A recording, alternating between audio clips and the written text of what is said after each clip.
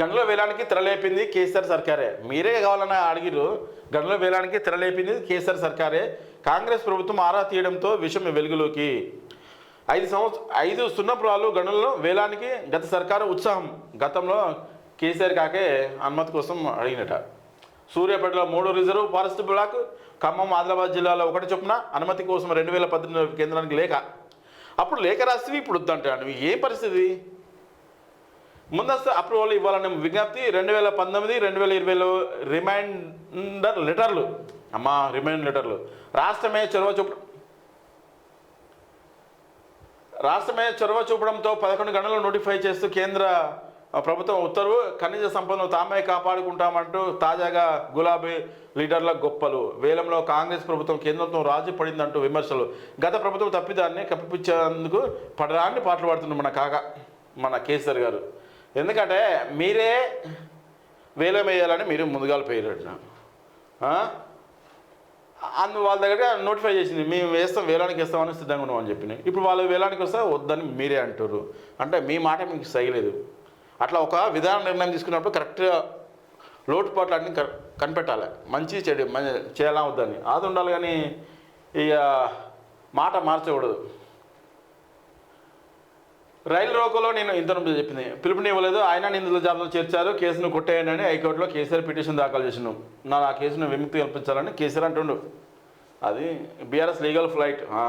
Party మారే ఎమ్మెల్సీలపై కోర్టుకు అనర్హత వేటు వేయాలని పిటిషన్లు. ఎల్లుండి హైకోర్టులో దానం పిటిషన్ విచారణ. తీర్పును బట్టి సుప్రీంకు వెళ్లేందుకు ప్రణాళికలు. అంటే పార్టీ ఫిరాయింపుల చట్టం ప్రకారం స్పీకర్ గారు 3 నెలల్లో రద్దు చేయాలి. ఏంది అసెంబ్లీ స్పీకర్ రద్దు చేయాలి దాన్ని. ఎందుకంటే ఆ ఎమ్మెల్యే పదవికి అనర్హుడని ప్రకటించాలి. దానం నాగేందర్ ఆల్రెడీ కాంగ్రెస్ పార్టీలకు వచ్చి 3 నెలలు అయింది. దీని మీద తొందరగా నిర్ణయం తీసుకోమని బీఆర్ఎస్ నష్ట నివారణ చర్యలో భాగంగా కోరుతుంది. ఇక మళ్ళీ ఆ స్పీకర్ గారు ఏం చేస్తారో ఇప్పటికీ 4-5 వేరు.